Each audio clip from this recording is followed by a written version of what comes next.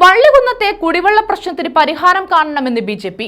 ആര്യാട്ടുവിളയിലെ കുഴൽക്കിണറിൽ wreath വെച്ച് BJP പ്രവർത്തകർ പ്രതിഷേധിച്ചു. കുടിവെള്ള പ്രശ്നത്തിന് പരിഹാരം കണ്ടില്ലെങ്കിൽ സമരം ശക്തമാക്കുമെന്ന് ബിജെപി പ്രവർത്തകർ പറഞ്ഞു.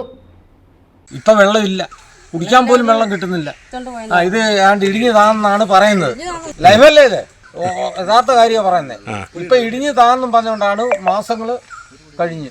വള്ളികുന്നത്തെ കുടിവെള്ള പ്രശ്നം പരിഹരിക്കണമെന്നാവശ്യപ്പെട്ടാണ് ബിജെപി പ്രതിഷേധവുമായി രംഗത്തെത്തിയത്.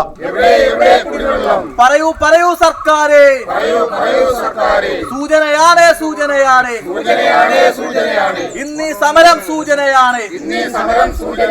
സൂചന കൊണ്ട് പഠിച്ചില്ലെങ്കിൽ സമരത്തിന്റെ രൂപം മാറും,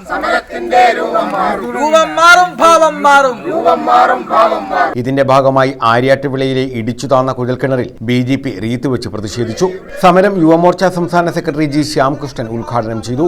ഇത്രയും ഭരണ സംവിധാനങ്ങൾ ഉണ്ടായിട്ടും ജനങ്ങളുടെ അടിസ്ഥാന പ്രശ്നമായിട്ടുള്ള കുടിവെള്ളം കൊടുക്കുവാൻ ഇവിടുത്തെ അധികാരികൾ തയ്യാറാകുന്നില്ല. ഭാരതീയ ജനതാ പാർട്ടിയുടെ നേതൃത്വത്തിൽ നമ്മുടെ വള്ളികുന്നം BJPയുടെ 2 ഗ്രാമപഞ്ചായത്ത് മെമ്പറും നമ്മളോടൊപ്പമുണ്ട്. ഇതൊരു സൂചനാ സമരം മാത്രമാണ്. വള്ളികുന്നത്തെ CPM നേതൃത്വം നൽകുന്ന പഞ്ചായത്ത് അധികാരികളോട് പറയുവാനുള്ളത്, കുടിവെള്ള പ്രശ്നം അടിയന്തരമായിട്ട് നിങ്ങൾ പരിഹരിക്കണം. ജനങ്ങളുടെ ഏറ്റവും വലിയ നീറുന്ന പ്രശ്നമാണ് കുടിവെള്ള പ്രശ്നം.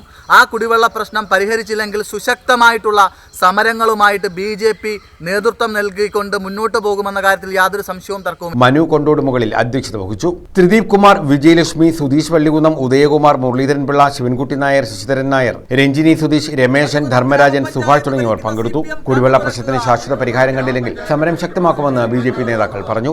40% ആൾക്കാർ കിണറില്ലാത്ത ആൾക്കാരാണ്. കിണറ്റിലെ വെള്ളം കൊണ്ടായിരുന്നു ജീവിച്ചുകൊണ്ടിരുന്നത്. ഇപ്പോൾ വെള്ളമില്ലാത്തതുകൊണ്ട് വലിയ ബുദ്ധിമുട്ടുകളാണ്.